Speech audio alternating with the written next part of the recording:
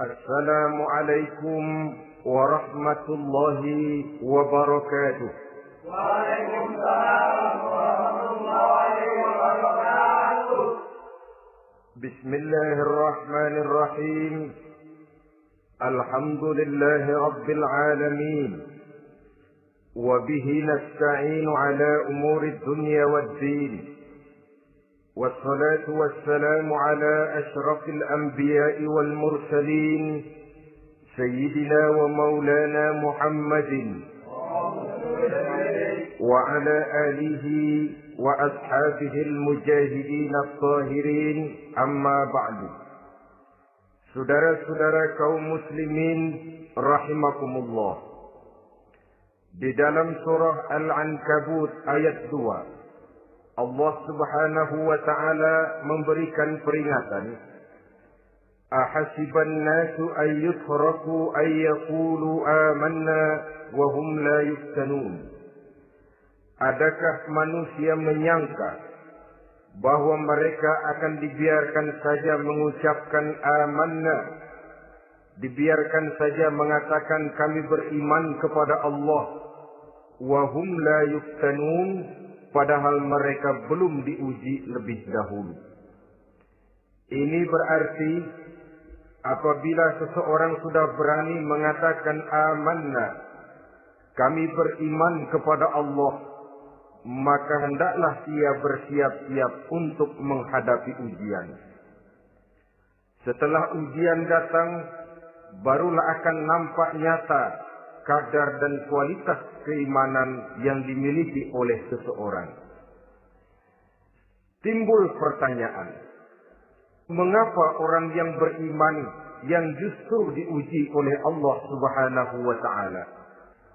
Logikanya tentu ringan saja, bahwa yang mengikuti ulangan di sekolah tentu adalah anak-anak sekolah. Kalau tidak sekolah, tentu saja tidak perlu ikut ulangan.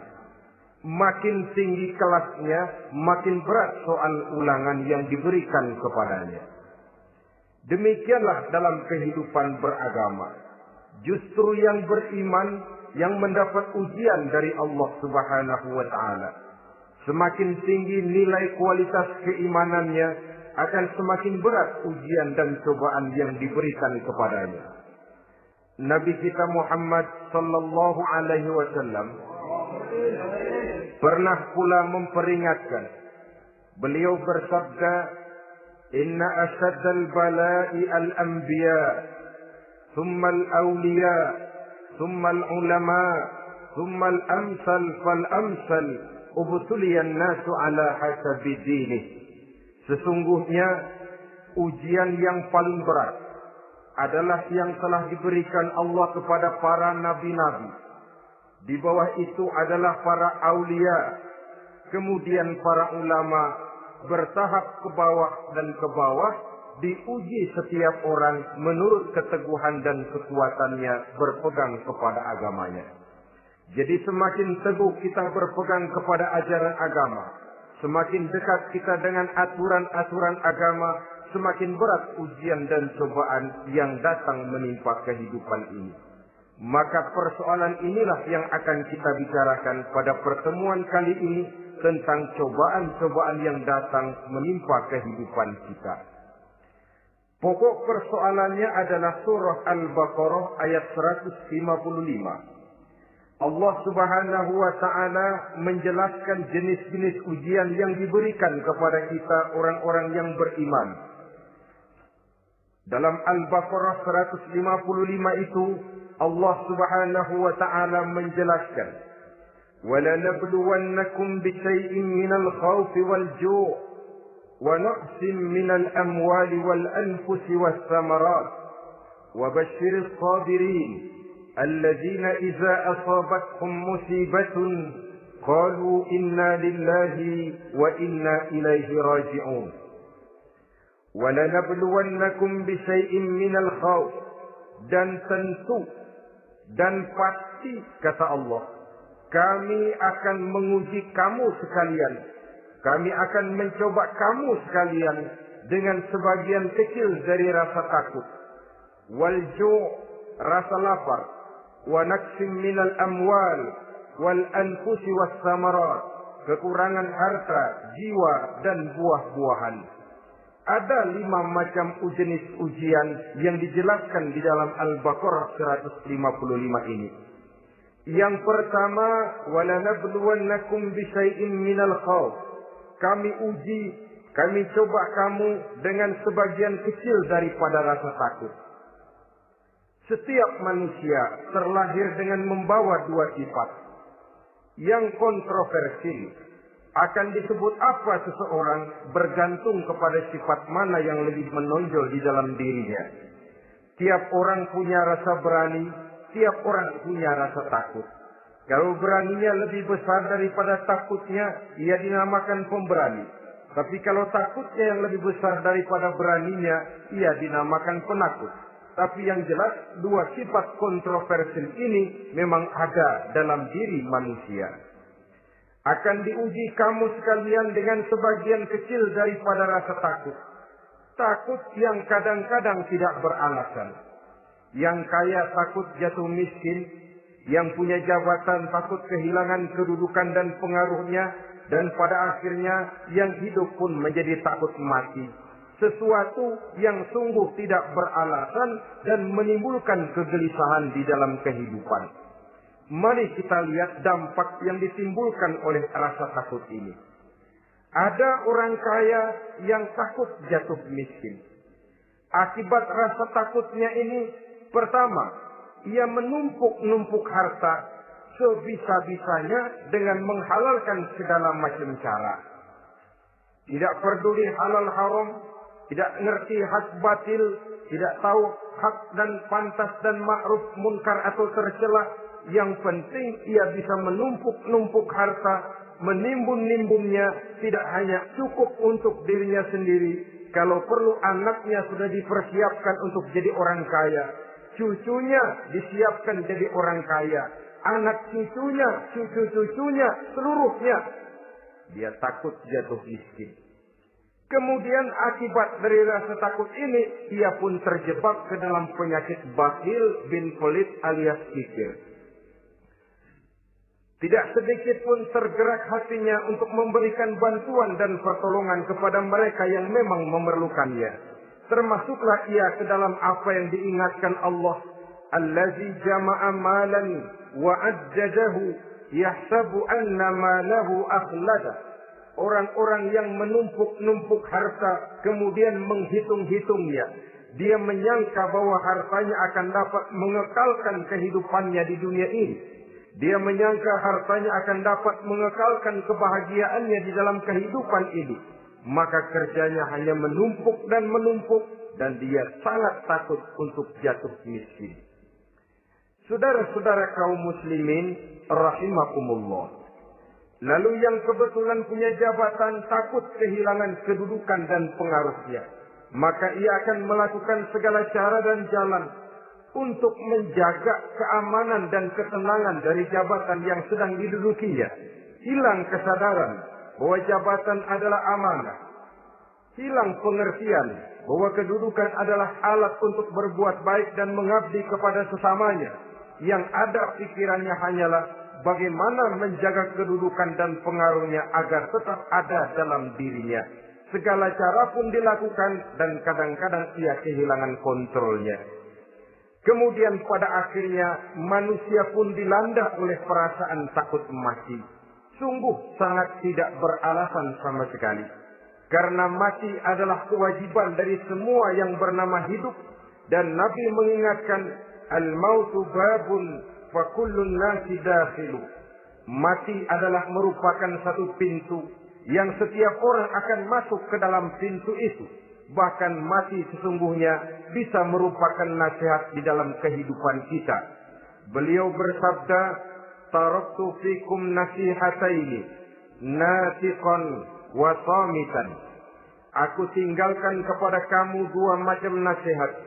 Pertama, nasihat yang pandai bicara, dan yang kedua, nasihat yang diam saja. Sahabat bertanya, nasihat yang pandai bicara itu apa ya Rasul? Beliau menjawab, Al-Quran. Kalau nasihat yang diam saja apa ya Rasul? Beliau menjawab, mau. Saudara-saudara kaum muslimin rahimakumullah. Yang kaya takut miskin. Yang punya jabatan takut kehilangan kedudukan dan pengaruhnya. Dan pada akhirnya yang hidup pun menjadi takut mati. Sesungguhnya takut-takut yang sangat tidak beralasan sama sekali. Jika orang kaya takut jatuh miskin, untuk itu kemudian dia menghalalkan segala macam cara untuk menumpuk kekayaan yang tidak akan habis dimakan selama 7 turunan. Kemudian diiringi dengan sifat bakhil, sifat tertutup, sifat berpangku tangan melihat kesulitan dan penderitaan orang lain, maka sesungguhnya dia tidak merasa bahwa harta merupakan titipan dari Allah Subhanahu wa Ta'ala, bahwa ia merupakan alat dan bukan merupakan tujuan di dalam kehidupan ini. Takut miskin adalah satu penyakit yang mengakibatkan orang lupa diri dan lupa daratan. Takut kehilangan kedudukan dan pengaruh juga adalah penyakit yang menyebabkan orang menghalalkan segala macam cara untuk menjaga kedudukan dan jabatannya. Dan takut mati juga sebenarnya sesuatu yang tidak beralasan. Sebab siapa yang berani hidup harus berani pula menghadapi mati. Yang takut mati tidak usah hidup saja. Karena mati adalah kewajiban bagi semua orang-orang yang hidup. Oleh karenanya, rasa takut yang tidak beralasan sesungguhnya merupakan ujian untuk menguji nilai-nilai keimanan yang ada di dalam diri kita. Orang kaya diuji dengan hartanya, pejabat diuji dengan kedudukan dan pengaruhnya, manusia hidup diuji dengan akan datangnya mati yang menjemput kehidupannya. Menghadapi ujian-ujian semacam ini, maka marilah kita menyadari, yang kaya tidak perlu takut miskin. Dari Allah harta itu datang, kepada Allah harta itu akan kembali. Yang punya kedudukan dan pengaruh tidak usah takut kehilangan kedudukan dan pengaruhnya. Karena jabatan sesungguhnya merupakan amanah dari Allah Subhanahu wa Ta'ala yang harus digunakan dan dianggap sebagai kesempatan untuk berbuat kebajikan sebanyak-banyaknya. Saudara-saudara kaum muslimin rahimakumullah. Ini bagian pertama dari ujian-ujian yang ada dalam Al-Baqarah 155. وَلَنَبْلُوَنَّكُمْ بِشَيْءٍ مِنَ الْخَوْفِ. Kami akan uji, kami akan coba kamu dengan sebagian kecil daripada rasa takut. Takut yang kadang-kadang saya katakan sekali lagi sangat tidak beralasan. Akibatnya bisa menimbulkan gejala-gejala yang aneh di dalam kehidupan kita. Saudara-saudara, yang kedua, walju, akan kami uji kamu dengan rasa lapar. Kelaparan belum tentu identik dengan kemiskinan. Bahkan di dalam surah An-Nahl ayat 112, Allah Subhanahu wa Ta'ala memberikan contoh yang sangat nyata dan jelas. وَضَرَبَ اللَّهُ مَثَلًا قَرْيَةً كَانَتْ آمِنَةً مُطْمَئِنَّةً يَأْتِيهَا رِزْقُهَا رَغَدًا مِنْ كُلِّ مَكَانٍ فَكَفَرَتْ بِأَنْعُمِ اللَّهِ فَأَذَاقَهَا اللَّهُ لِبَاسَ الْجُوعِ وَالْخَوْفِ بِمَا كَانُوا يَصْنَعُونَ. Allah memberikan contoh bagaimana keadaan satu negeri yang makmur, aman, tenang, tentram. Rezekinya datang dari segala arah. Fakafarat bi an'umillah, tapi sayang sekali penduduknya kufur dengan nikmat yang diberikan Allah Subhanahu wa Ta'ala kepada mereka. Akibatnya fa'azaqahallahu libasal ju'i wal khauf. Allah timpakan kepada mereka kelaparan dan ketakutan bima kanu yasnaun, sebagai akibat dari apa yang telah mereka lakukan. Marilah kita melihat contoh dalam Al-Quran ini untuk mengadakan introspeksi di dalam diri dan kehidupan kita masing-masing. Adalah satu keberuntungan bahwa kita sebagai manusia dijadikan Allah sebagai khalifahnya di permukaan bumi ini, yang ditugaskan untuk membudidayakan alam, mengelola dan mengambil manfaatnya bagi sebesar-besar manfaat di dalam kehidupan kita.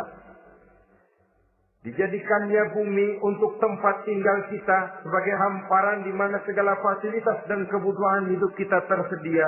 Tinggal lagi kita pandai-pandai mengelolanya.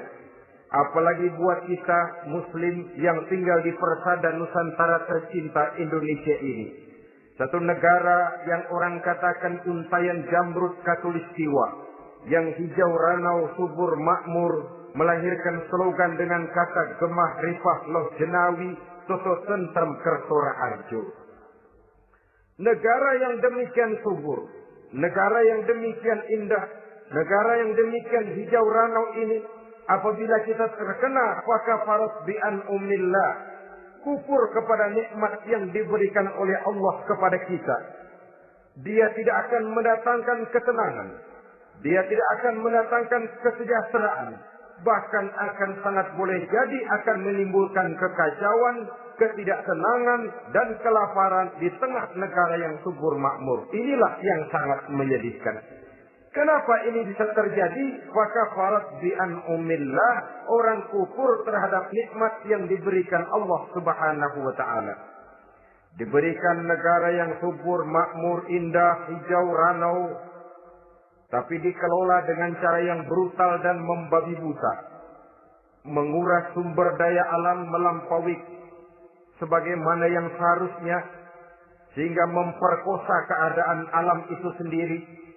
Hutan dan belukar yang ditebangi secara liar dan sembarangan akan melahirkan gurun-gurun pasir yang gersang dan tandus. Sehingga dengan demikian maka akan mengakibatkan malapetaka bagi kehidupan manusia itu sendiri. Begitu juga percobaan-percobaan ilmu pengetahuan yang mengundang dan mengandung reaktor-reaktor nuklir akan memberikan luka kepada alam itu sendiri, yang mengakibatkan akan kembali kerugian kepada makhluk bernama manusia. Saudara-saudara kaum muslimin rahimakumullah. Jadi dengan demikian, di dalam satu negara yang subur, hijau, ranau dan makmur, bisa saja terjadi kelaparan apabila kita ingkar, tidak mau bersyukur terhadap nikmat yang diberikan Allah kepada kita. Kita kelola alam ini seenak perut kita saja dengan tidak memikirkan akibatnya di kelak kemudian hari nanti. Kita ambil satu contoh. Orang-orang tua kita dulu pada umur 60 tahun, 70 tahun, kalau dia menanam kelapa, orang lalu bertanya, kakek nanam kelapa untuk siapa nanti? Apa jawabannya? Untuk anak cucu saya. Umur 60 tahun atau umur 70 tahun, ia masih menanam pohon kelapa. Untuk apa katanya? Untuk anak cucu saya di belakang kemudian hari nanti. Orang yang bisa menanamkan sesuatu untuk generasi yang akan datang, itulah orang tua yang bijaksana. Tapi orang yang menanam sesuatu hanya untuk kepentingan dirinya sendiri saja, maka itulah orang yang hanya mementingkan diri sendiri atau orang egois. Tapi lebih celaka lagi, orang yang mau melakukan sesuatu yang akan meninggalkan akibat bagi generasi yang akan datang, akibat yang tidak baik, itulah orang yang aniaya, orang yang zalim di dalam kehidupan kita. Bumi, tempat di mana kita manusia tinggal, bukan satu wujud yang tanpa batas. Pernahkah kita membayangkan cuma satu bumi untuk dihuni oleh 5 miliar lebih dari makhluk bernama manusia, yang kadang-kadang pertumbuhan sarana untuk menunjang kehidupan tidak sepesat pertumbuhan jumlah makhluk bernama manusia itu sendiri. Oleh karena itu kita dituntut untuk pandai-pandai mengelola, membudidayakan alam ini dengan tetap menjaga keseimbangannya, sehingga bahaya kelaparan yang merupakan ujian di dalam kehidupan, insya Allah tidak akan kita temukan di dalam kehidupan kita. Saudara-saudara kaum muslimin rahimakumullah. Ini kelaparan dalam artian sebagai satu bangsa. Bisa juga kelaparan dalam artian dalam kehidupan pribadi daripada manusia. Hidup ini, kata orang, berjalan bagaikan roda pedati. Sekali tempo naik kita ke atas, lain saat turun kita ke bawah. Ada saatnya kita jaya, ada saatnya kita pun mengalami kemunduran. Oleh karena itu, pasang surut kehidupan ini membuat orang seharusnya sadar bahwa pasang surut itu tidak harus menyebabkan pasang surutnya dia di dalam melaksanakan ibadahnya kepada Allah Subhanahu wa Ta'ala. Kelaparan boleh jadi memang merupakan ujian untuk menguji nilai-nilai keimanan seseorang. Apabila dalam kondisi lapar imannya mantap, imannya teguh, imannya kuat, maka dalam kondisi di mana perutnya tidak lapar, tentu iman itu akan lebih bertambah mantap lagi. Kalau orang perutnya kenyang, kalau orang perutnya berisi penuh, lalu imannya stabil, kemudian pada saat kelaparan imannya pun mengalami penurunan, maka di situ nyata, di saat dia diuji dengan kelaparan, kualitas imannya ikut menyurut, mundur ke belakang, dan mengalami proses degradasi, proses peluncuran dan penurunan. Oleh karenanya, marilah kita menyadari Allah Subhanahu wa Ta'ala senantiasa memberikan yang terbaik kepada kita bersama. Kelaparan, apabila kita terima dengan sikap lapang dada, tidak akan menyebabkan kita menjadi berbuat nekat. Tetapi kita tetap dalam kontrol, tetap dalam keadaan yang stabil, tidak keluar dengan melakukan perbuatan-perbuatan yang negatif.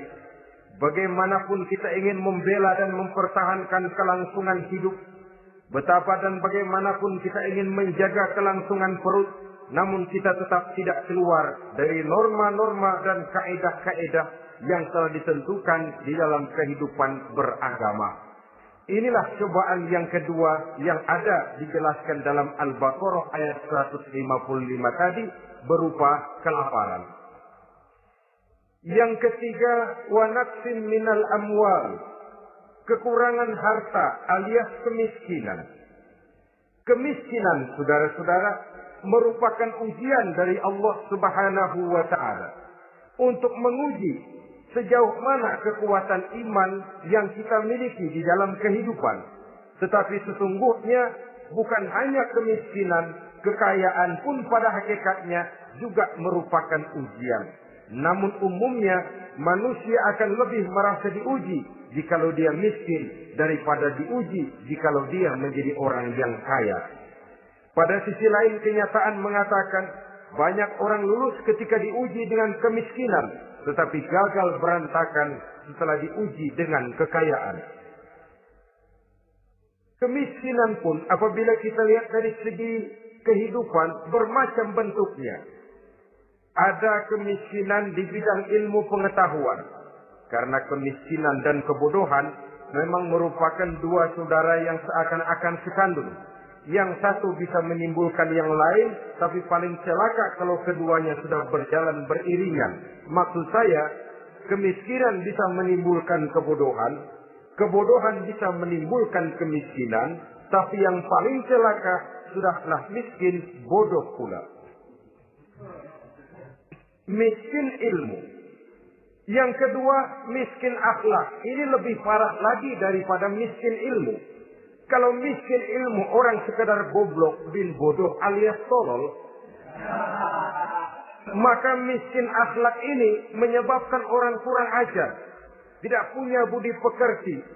Sehingga dengan demikian miskin akhlak sesungguhnya lebih bahaya daripada miskin ilmu. Adapun miskin yang kita kenal pada umumnya dan juga yang dimaksud dalam ayat ini adalah miskin harta. Imam Ali karramallahu wajhah pernah memberikan peringatan. Kadal faqru ayyakuna kufra. Boleh jadi kemiskinan mendekatkan orang kepada kekufuran. Dengan kata lain, biasanya kemiskinan bisa membuat orang nekat. Kalau sudah nekat, maka bukan cuma harga diri yang terjual, bukan cuma keluarga yang terjual, bukan cuma nilai-nilai materi yang dimilikinya yang terjual, bahkan iman dan keyakinannya. akidah dan pandangan hidupnya pun tidak akan segan-segan digadaikannya, dijualnya untuk mengatasi kelaparan dan kemiskinan itu tadi. Padahal selalu diingatkan, pandangan dan keyakinan, iman sesungguhnya merupakan insan paling mahal, sesungguhnya merupakan mutiara paling berharga di dalam kehidupan kita. Maka kemiskinan memang merupakan ujian.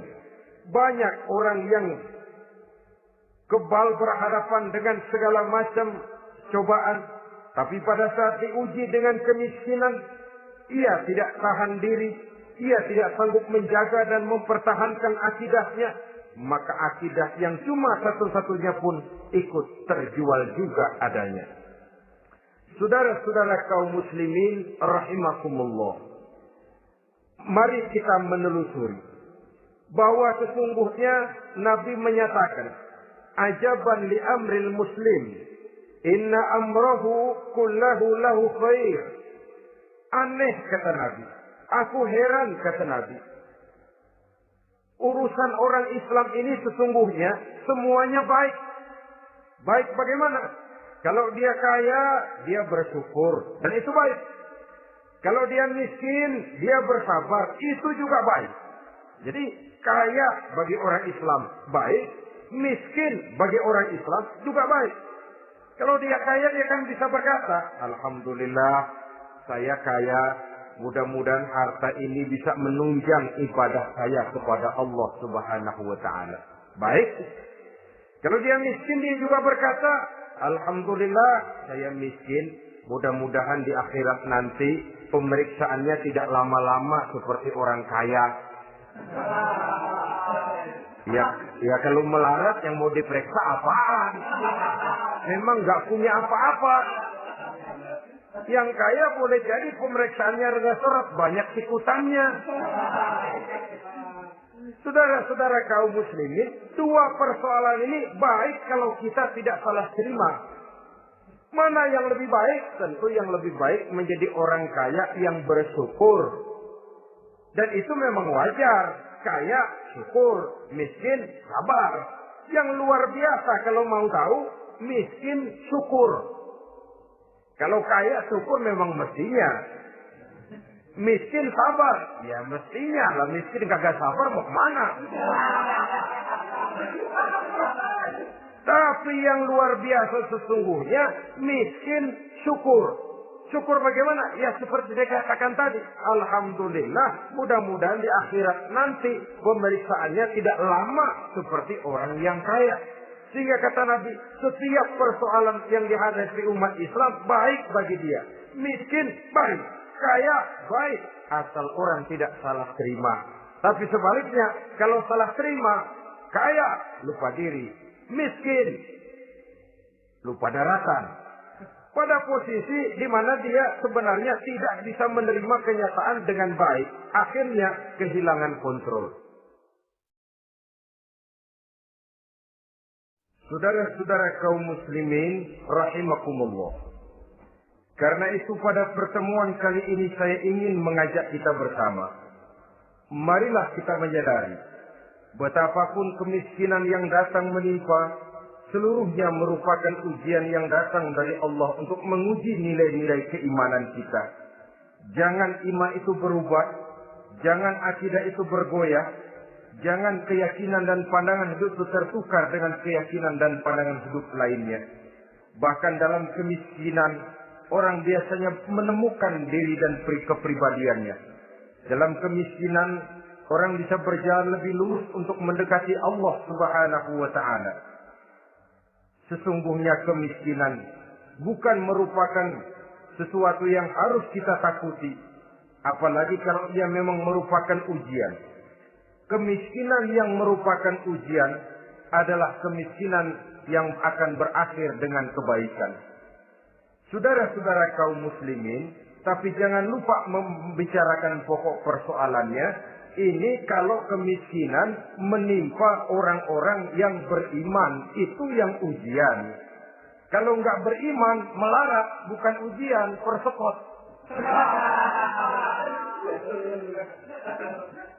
Nah, orang lalu bertanya, Pak, kalau orang kafir kaya bagaimana? Nah, begini saudara-saudara. Dalam agama itu ada yang disebut nikmat, ada yang disebut istidraj. Kalau nikmat itu hanya diberikan kepada hamba-hamba yang beriman. Kalau istidraj itu diberikan kepada siapa saja yang mau berusaha. Tidak soal dia beriman atau tidak. Tidak soal dia mau bersujud atau tidak. Asal dia berusaha, dia dapat. Itu yang dinamakan istidraj. Seperti orang mancing ikan, mesti diberikan umpan.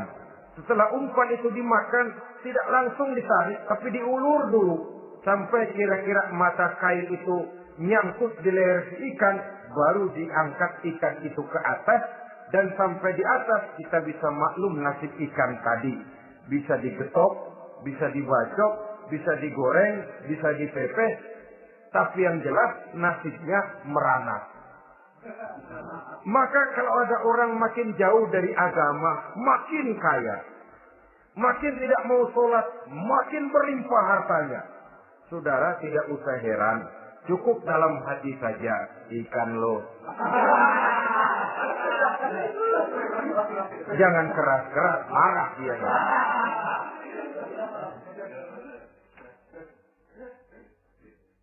Kemiskinan apabila didasari dengan sikap keimanan merupakan ujian untuk menguji kualitas keimanan seseorang. Bahkan satu hadis menyatakan apabila Allah mencintai seorang hamba, maka diujinya hamba itu karena Allah ingin mendengar liyasma'a tadarru'ahu, ingin mendengar ratapan orang tadi. Sama juga kita, kadang-kadang karena cinta benar kepada anak kita yang mungil, suatu saat kita ingin mendengar dia nangis, kita cubit dia. Bukan karena gemes, bukan karena benci, ingin mendengar nangisnya kok indah gitu. Saudara-saudara kaum muslimin rahimakumullah. Jadi jangan sampai ada pertanyaan, saya kan sembahyang rajin banget, kenapa miskin ya?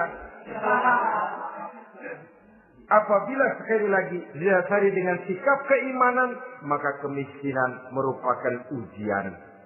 Dan tentu anak sekolah itu kalau lagi ujian berat, capek, sakit hati, peras keringat, banting tulang, kepanasan, kehujanan, kenikmatan baru akan dia rasakan pada saat terima rapot pengumuman kenaikan kelas. Di situ kenikmatannya terasa. Demikian menghadapi ujian, kita cuma mengeluh. Kenapa ada rasa takut? Kenapa kelaparan? Kenapa kemiskinan? Di balik semua itu, apabila kita sudah merasakan naik kelas, akan terasalah kenikmatannya. Itu ujian yang ketiga. Yang keempat yang diceritakan dalam Al-Baqarah 155, wal anfus ay wa naqsin minal anfus, kekurangan jiwa atau kematian. Saudara-saudara, yang hidup takut mati. Padahal semua makhluk hidup harus berani mati. Bagaimanapun takutnya kita kepada mati, bisakah kita menghindarkan diri dari dia? Bagaimanapun kita tidak ingin bertemu malaikat maut, kemana kita akan lari bila dia datang mengetuk pintu? Bagaimanapun kita ingin menghindar dari pertemuan dengannya, kemana kita akan lari apabila dia sudah datang hendak menjemput nyawa? Karena itu memang ada satu prinsip yang dijelaskan oleh para ulama kita, iskariman au mut syahidan. Mati dan hidup dua hal yang tidak terpisahkan. Oleh karenanya, kalau memang hidup, hiduplah secara mulia. Kalau mati, matilah secara syahid. Hidup mulia atau mati syahid. Jangan terbalik. Hidup sia-sia, mati konyol. Nilai yang tidak ada artinya. Alangkah nikmatnya hidup yang berisi kemuliaan, dan alangkah indahnya mati dalam nilai syahid. Saya ingin menyegarkan ingatan saudara-saudara kepada sikap Nabi Allah Ismail alaihi salam ketika menghadapi keputusan dari Allah Subhanahu wa taala memerintahkan Nabi Ibrahim alaihissalam untuk menyembelih leher anaknya Ismail, yang ini berarti adalah kematian. Ketika datang perintah untuk menyembelih leher Nabi Ismail, Nabi Ibrahim berkata kepada putranya, "Ya bunayya inni ara fil manami anni azbahuka fanzur maza tara." Ananda Ismail, ayah mimpi diperintah oleh Allah untuk menyembelih lehermu. Menurut pendapatmu bagaimana mimpi ini, nak? Laksanakan atau tidak usah? Saya tidak sanggup membayangkan. Anak cuma satu-satunya. Sudah lama diharapkan. Si buah hati belahan jantung pelanjut cerita penerus sejarah. Ketika anak ini sedang lucu-lucunya, turun perintah untuk menyembelihnya. Ya, kalau anak kita banyak, turun perintah potong leher anakmu, mungkin kita bisa pilih yang mana yang rada bandelan nih.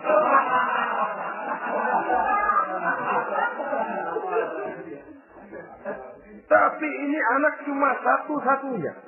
Lucu, sudah lama diharapkan. Dan memang itu juga merupakan ujian kepada Nabi Allah Ibrahim. Seolah-olah Allah berkata, "Hai Ibrahim, dahulu sebelum kau punya anak, kau memang cinta kepadaku. Sekarang setelah kau punya anak, masuk rasa cinta anak ke dalam hatimu. Buktikan Ibrahim, mana yang lebih besar, cintamu kepadaku, kata Allah, atau cintamu kepada anakmu. Sembelih leher anakmu." Ternyata kemudian sejarah menyatakan, Nabi Ibrahim cinta kepada Allah, beliau pun cinta kepada putranya. Tapi cintanya kepada Allah lebih besar daripada cintanya kepada putranya. Sehingga ketika turun perintah penyembelihan, itu pun dilaksanakannya, tapi tetap musyawarah dulu. Yakin itu memang perintah Allah, beliau toh mengajak dialog putranya. Ini yang penting dalam kehidupan kita. Dialog. Nah, Bapak mimpi diperintah Allah untuk menyembelih lehermu. Menurut pendapatmu bagaimana, nak? Laksanakan atau tidak?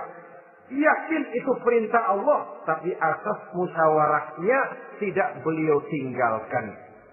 Walaupun yakin orang tua berbuat untuk kebaikan anak, alangkah baiknya anak diajak bicara. Sehingga dengan hasil pembicaraan ini nanti kita akan mengerti gejala perkembangan dan kemauan dari jiwa si anak tadi. Saudara-saudara kaum muslimin, apa jawaban Nabi Allah Ismail yang ketika itu masih remaja? Beliau menjawab, "Ya abati if'al ma tu'mar, satajiduni insyaallahu minas sabirin." Bapak, jikalau memang ini memang perintah Allah, laksanakan saja Bapak. Tidak usah ragu. Mudah-mudahan nanti Bapak akan menemukan saya termasuk ke dalam golongan orang-orang yang sabar. Ini pantulan doa Nabi Ibrahim dahulu ya, ketika meminta seorang keturunan yang merupakan anak yang soleh. Jawaban dari anak yang soleh. Kalau memang ini perintah Allah Bapak, laksanakan saja. Saya insya Allah termasuk ke dalam golongan orang-orang yang sabar. Kalau Allah memerintahkan Bapak untuk menyembelih leher saya, silahkan Pak.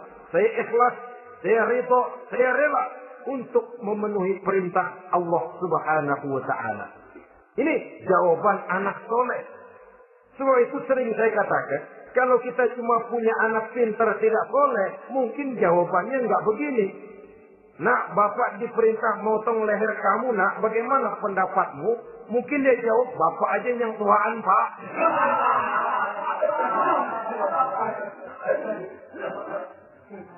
Saudara-saudara kaum muslimin rahimakumullah.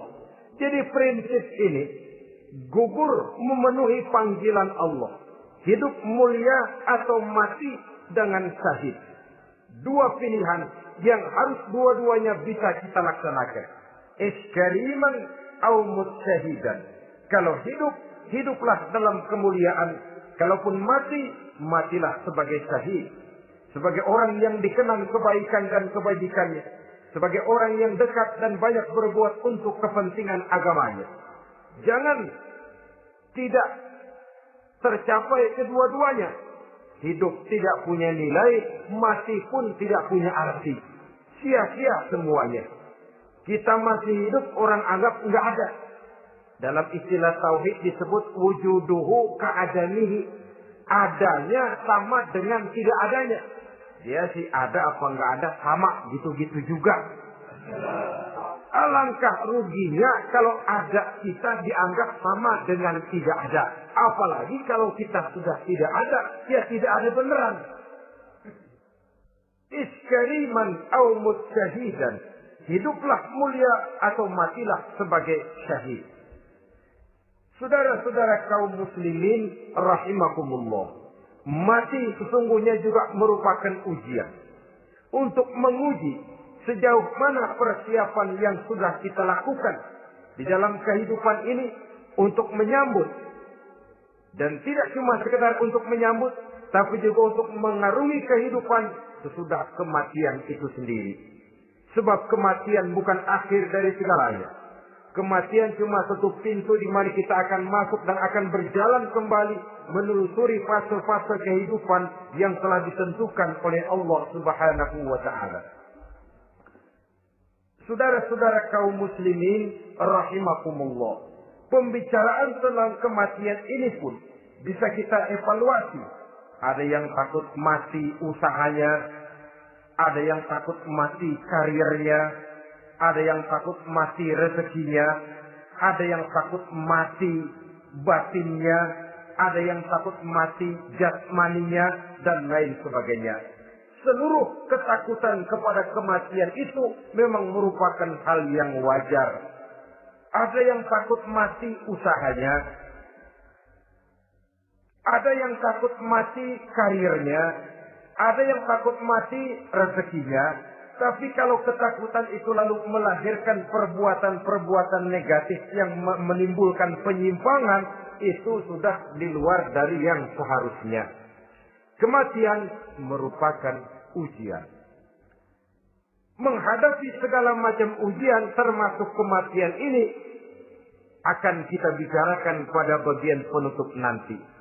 Yang kelima, saudara-saudara, ujian yang dijelaskan dalam Al-Baqarah 155 tadi, wa naqsin minas samarat, kekurangan buah-buahan. Kekurangan buah-buahan bisa berarti paceklik. Ini juga bisa diakibatkan oleh apa yang dijelaskan dalam An-Nahl 112 tadi. Orang kufur kepada nikmat yang diberikan Allah Subhanahu wa taala. Orang jauh dari petunjuk-petunjuk agama. Merasa segala persoalan bisa dipecahkan dengan kemampuan otaknya. Hilang rasa ketergantungannya kepada Allah Subhanahu wa ta'ala. Maka usahanya bisa berakhir dengan yang tidak diharapkan. Sudah bikin target.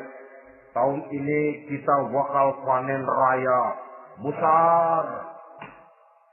Tahu-tahu tikus ngamuk. Habis padi digarap oleh tikus, panen bisa gagal.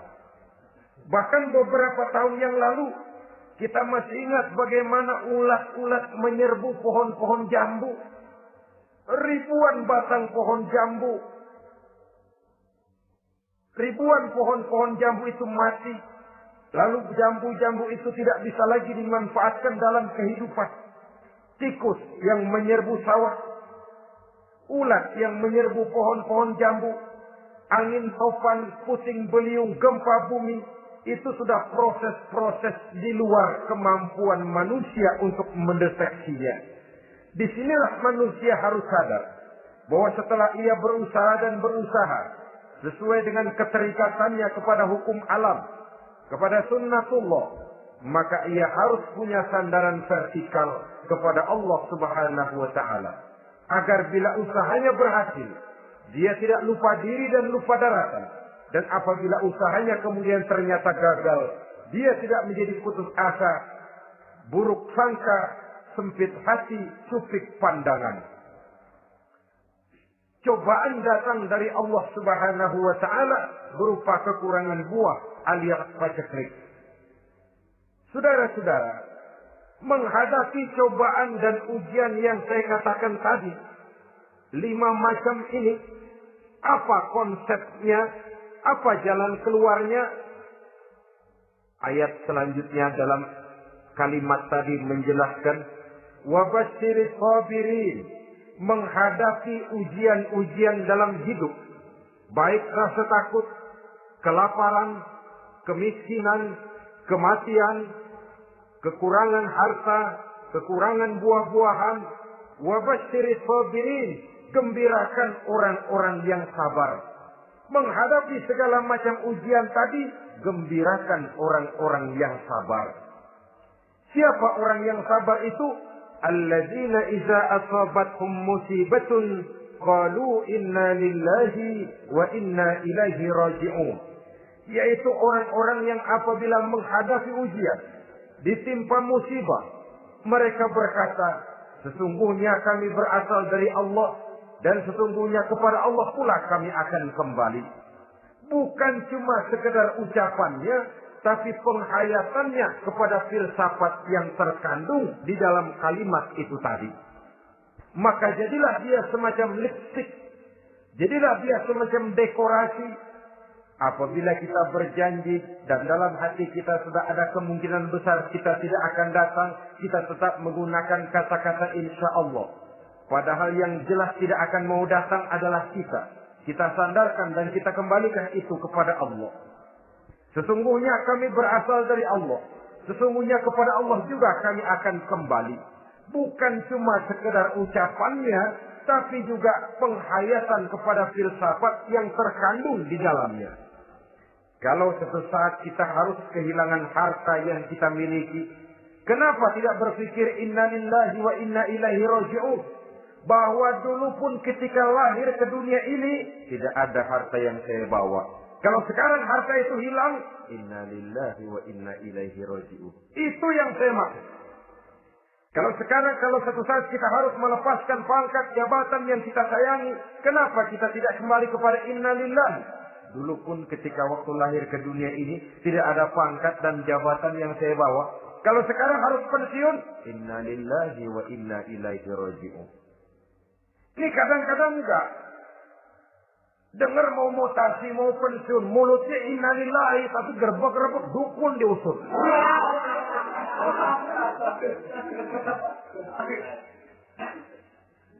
Keluarganya meninggal, mulutnya inna lillahi, tapi nangisnya tetap nggak mau berhenti. Bukan cuma sekedar ucapannya, tetapi penghayatan kepada nilai dan filsafat yang terkandung di dalam kalimat inna lillahi itu. Sesungguhnya segalanya saja berasal dari Allah. Segalanya saja akan kembali kepada Allah Subhanahu wa Ta'ala. Kalau ini yang kita jadikan landasan, maka sesungguhnya menghadapi berbagai ujian ini, kita tidak akan salah tingkah. Tidak akan salah tingkah, tidak akan salah sikap. Kalau sudah ini dasar dan fondasi yang menjadi landasan tempat di mana seluruh cobaan datang bertumpu, segalanya datang dari Allah, segalanya akan kembali kepada Allah, maka betapapun bertumpu ujian datang menimpa, rasanya tidak akan lagi membuat kita goyah. Karena fondasi tempat kita berdiri sudah demikian kokoh dan kuatnya. Dan fondasi itu inna lillahi wa inna ilaihi raji'un. Segalanya datang dari Allah. Segalanya akan kembali kepada Allah Subhanahu wa Ta'ala. Keyakinan ini memberikan kelapangan jiwa. Dari kelapangan jiwa maka akan tertuang ketenangan dan ketentraman. Jauh dari stres, jauh dari darah tinggi, jauh dari bingung, jauh dari rasa takut, segalanya sudah kita kembalikan kepada Allah Subhanahu wa Ta'ala. Saudara-saudara kaum muslimin rahimakumullah. Oleh karenanya, ini jalan keluar dan inilah orang yang sabar.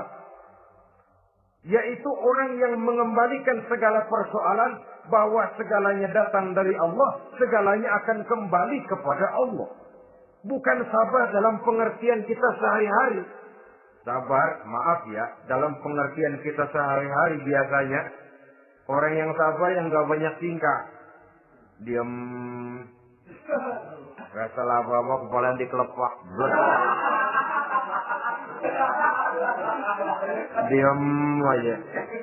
Ente nggak salah apa-apa dikelepak diem. Gue lagi sabar.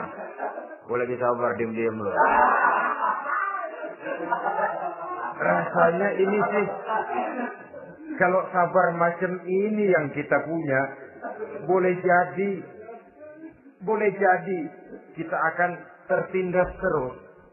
Sebab itu, pada penghujung surah Al-Asr, Allah menggandengkan antara tawasau bil haq dengan tawasau bis sabr. Kebenaran dan kesabaran, dua hal yang memang tidak boleh terpisahkan satu dengan yang lain. Kalau kita benar, kita harus sabar. Kalau kita mau sabar, harus karena benar. Apabila kebenaran satu prinsip, maka kesabaran adalah satu strategi.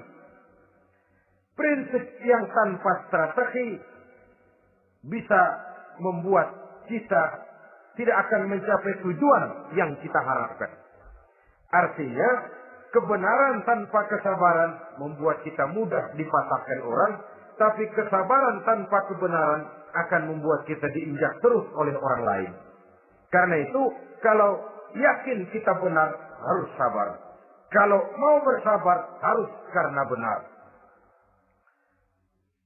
Dalam hal ini, sifat sabar yang dicontohkan oleh Rasulullah Sallallahu Alaihi Wasallam sungguh memang merupakan jadi panutan.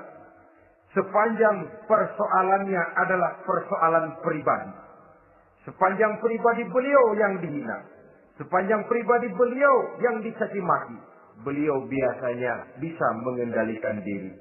Tapi kalau sudah agama masalahnya, maka beliau pun tidak segan-segan mencabut pedang, maju ke medan perang. Bukan untuk memaksakan agama dan keyakinan. Karena agama dan keyakinan memang tidak bisa dipaksakan. Tapi untuk menjaga, membela dan mempertahankan agama dari hinaan, cemoohan dan caci maki orang lain. Yang kita lakukan sebaliknya. Kalau pribadi kita yang dihina, marahnya 17 langit. Tapi kalau sudah agama dicaci maki orang, agama dihina orang, agama diremehkan orang, biarin dah, masih banyak ustaz. Cuma masalah ustadzkah agama itu? Cuma urusan kiaikah agama itu? Tidak. Agama itu urusan setiap pribadi muslim. Ya, dia jadi pengusaha. Ya, dia jadi pejabat. Ya, dia jadi seniman. Ya, dia jadi teknokrat. Ya, dia jadi ekonom. Ya, dia jadi pakar di berbagai bidang. Agama adalah masalah setiap kita. Kalau pribadi Nabi yang dicaci, pribadi yang dihina dan dicemoohkan orang, beliau mengendalikan diri. Tapi kalau sudah agama taruhannya, beliau tidak segan-segan cabut pedang, maju ke medan perang. Sabar, tapi pada tempatnya. Sabar tidak dalam artian diam, delohom, ayem-ayem, gelenggem, menunggu embun yang turun dari langit. Emang lagi lapar, sabar aja. Nggak usah makan, nanti juga waktunya Tuhan kasih kenyang. Kalau sabar macam ini yang kita pakai, lapar terus dah. Emang giliran sakit, sabar aja. Nggak usah berobat, nanti juga waktunya baik, sembuh. Mati terus dah.